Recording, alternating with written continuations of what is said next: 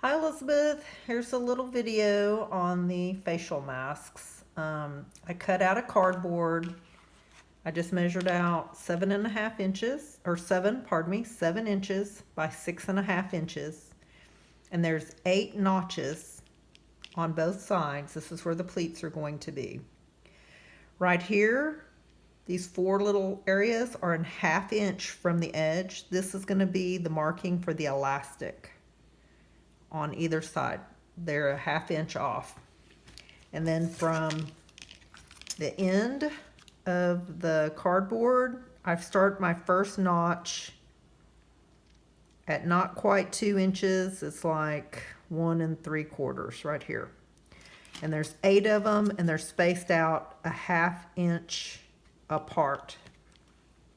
So that's what your pattern is going to look like. What I did already, I've cut out a stack of different fabrics and I put them right sides together so the good are together. And just be careful when you lay this over it to make sure it's not going the wrong direction. Make sure it's this direction. And then I just simply did it this way. These notches are just, they're very slight. I don't know how deep they're in. Not even, maybe 3/4, not even that, maybe. So what I did was lay it over it like this, and I didn't cut these notches because I can eyeball it, but you could cut it. You could put a notch there too. So I just notched it out. 1, 2, 3, 4, 5, 6, 7, 8. And I just spin it. Just kind of line it up, make sure it's straight. And the pins are still in the fabric, by the way. So 1, 2, 3, 4, 5, 6, 7, 8. Then what I'm going to do next, and we'll pause it here in a moment, but we're going to pleat it.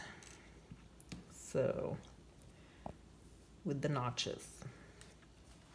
So, and I know this is probably where you were having some difficulty, but so what we're gonna do is this top, or you can look at the fabric and see which way you want it. This is, to me, is the right side, and I just fold it this direction. This first notch, let me move that one so you can see. The floral might, let me do this one first because the floral might be a little bit more difficult to see. So you're gonna take this first notch, and it bends on the second notch. So you're taking the first to the third notch, like that, and you're going to pin it. And then you're going to take, I guess it's the 4th notch to the 6th notch, right there, and pin it. And then you're going to take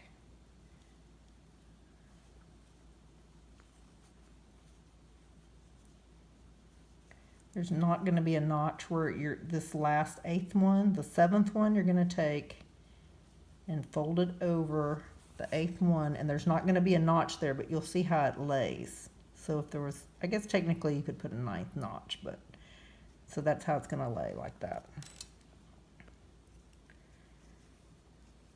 Now on the other side, you need to make sure it goes in the same direction. So if you started up here, you're going to start right here so that your pleats don't get all messed up. Same thing. First to the third, it bends in the second notch. And just continue on, same way. And after I do this, we'll pause it, and then we'll go take it to press it. And then on each one, I kind of did this just to make sure that I lined it up correctly. So then I just took it like this and then just finger pressed it to make sure that it lined up. So you can just kind of finger press like that just to make sure. And they did. So now we'll pause it and we'll, okay. Now we finger pressed the fabric, and you're just gonna iron it just to press it so that when you go to sew it, all your seams are pressed down. Just make it easier when you sew it. So just real simple like that. And I went ahead and did the other one so that we can piece it together.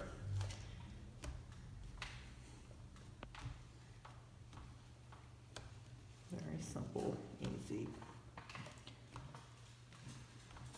Just makes your seams crisper. Okay, that's all we do on this part. Okay, we have the two pieces that are pressed. Now we're going to cut the elastic for the mask. I've measured it out and put a dot. This is 8 inches, so you need 2 pieces that are 8 inches. So that's 8 inches. I've already measured it out. And I'll go and cut the second piece here. And that's what we do there. Now, I didn't mark on these where the elastic, but I'm going to pin it now.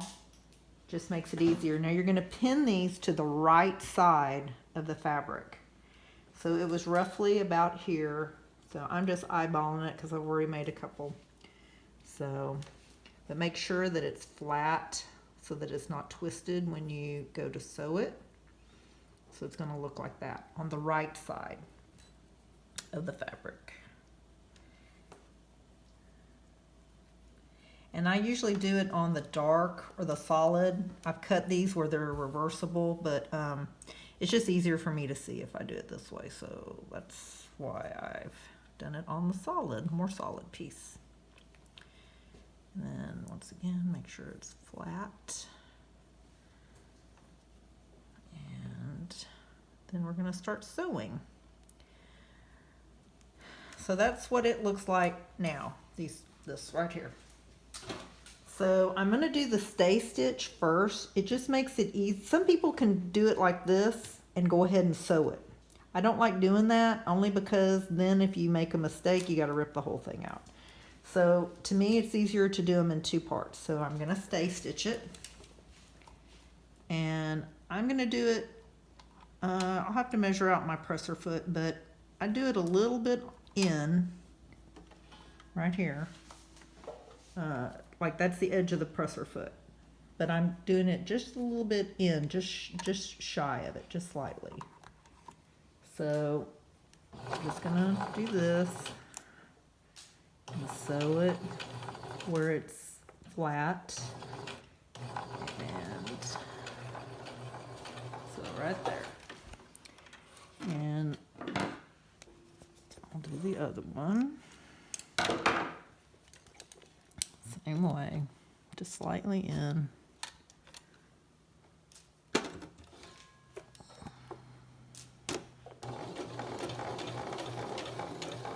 And then we'll stop it here in just a minute. Okay, so both sides of this fabric have now been pressed. Right there, a stay stitch. I guess we can just continue on since, okay, so now we're gonna do this side. And I like to do it this way only because then the elastic has been sewed in, and then when we sew them together and do a top stitch, then the elastic has been sewn in 3 times.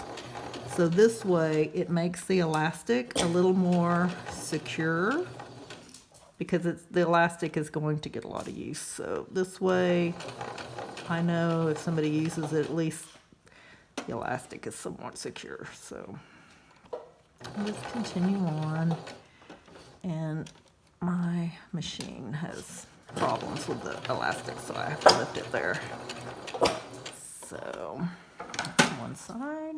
We'll do the other side here, and then when I pin it, we'll pause for a moment, but we could actually probably pause it right now. Okay, so we've stayed stitched both sides, so we know the pleats are flat, the elastic is in.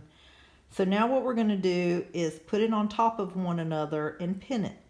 But see how this is pleated down and this is pleated down.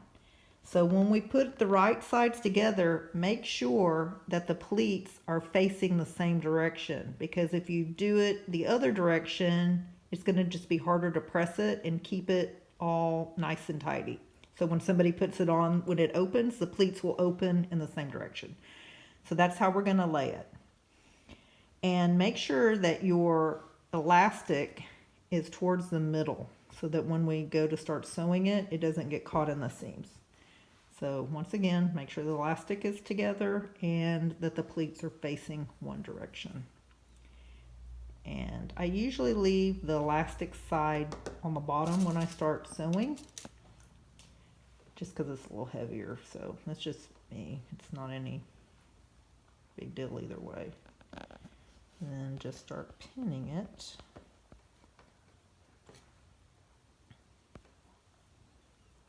And then I'll pin it and then we'll start sewing. Go ahead and pause it.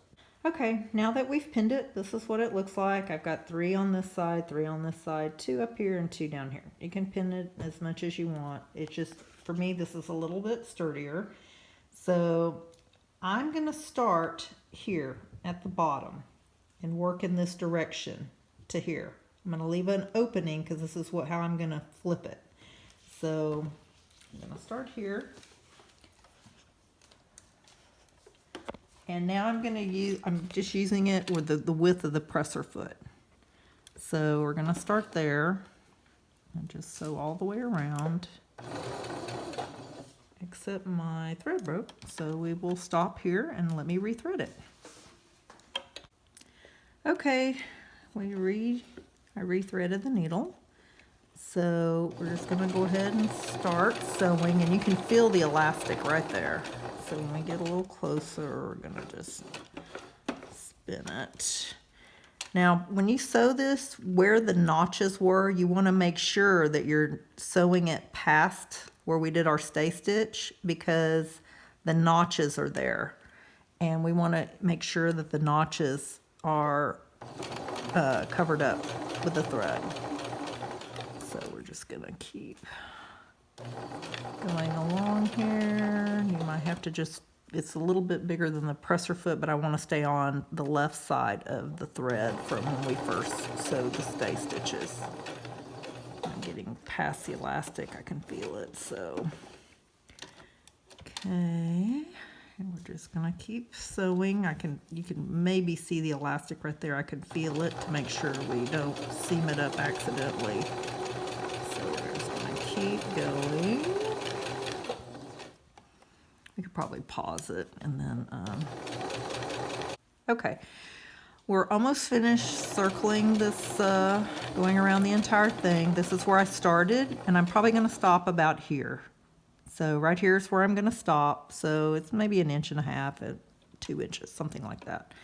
So I'm gonna go ahead and pull this piece out. And we're gonna turn it, but what you need to do first is, see this corner? You need to clip each corner, but be careful not to get too close. Because when you trim these corners, it'll lay nicer when you turn it inside out. But see how far away? Don't get close to that, because what will happen is you don't wanna cut the thread by accident. So now we're gonna flip it.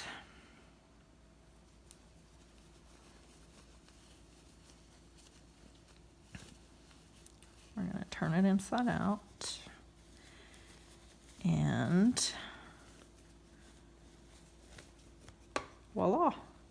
Except now what you got to do is to make your corners nice and squared. Just take your needle and just pull the corners out like that. We're going to top stitch it in a moment, but we got to press it again first. We have to press it. So right now we're pulling all the corners to make them pointy. It'll just make it a nicer looking mask when you're done. So all corners, we're going to do that. And now we're going to go press it. And then where this opening is, right here, you can finger press that, like that. So when we go iron it, that it's nice and neat. So when we top stitch it, we're going to actually stitch over this opening where we turned it inside out. So we're gonna pause, go. Okay, so we're gonna press it, but what I also do sometimes as I'm pressing it, see how I'm trying to pull it, sometimes it still needs to be pulled out a few places near the edge where it was seamed. So sometimes you can lay it like that, press it, use your needle and pull it out again, like right there. You can see how I pressed it, but it needed to be pulled out a little more. So you can do that as you're pressing, just to make it nice and neat. And do that as you go along, just like that. And then we'll pause it so you don't have to watch me do the whole thing. Okay, we're ready to top stitch it now, and this was the opening. So I'm gonna start here, and not quite, maybe half of the, right here from the presser foot. I don't know how many inches but this is, we're just gonna start right here. My reverse doesn't work well on my machine, so normally you would reverse when you come to place, but it jams up. So I'm just gonna start here and I'm gonna overlap it so that it has a good seam and it won't unravel. So that's why I'm starting at the opening. I'm gonna go all the way around it. And let's see, maybe one more. Okay, and then I just continue around. And it was a little thick with the elastic, so I have to kind of give it a little tug sometimes, just because of my machine is old. And we're just gonna keep going all the way around it. Same thing, try to keep it as straight as possible. Get closer. Let's see, let me test it. Nope. Maybe another one. Yep, that's about right. And then I'm gonna pull it just because the elastic likes to jam it up a little bit.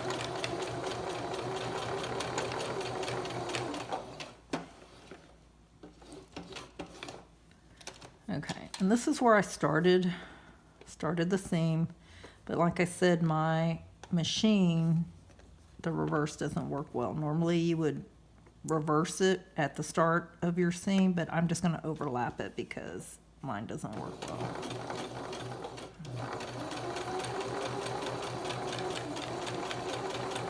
I'm pressing, going over that opening one more time. Okay, so we have made the complete circle, and so now it is done. So it's reversible. We have the pleats going in the same direction, and that's it. I hope this was of help to you, and feel free to give it the video to any of your friends if you wish. Love you. Bye-bye.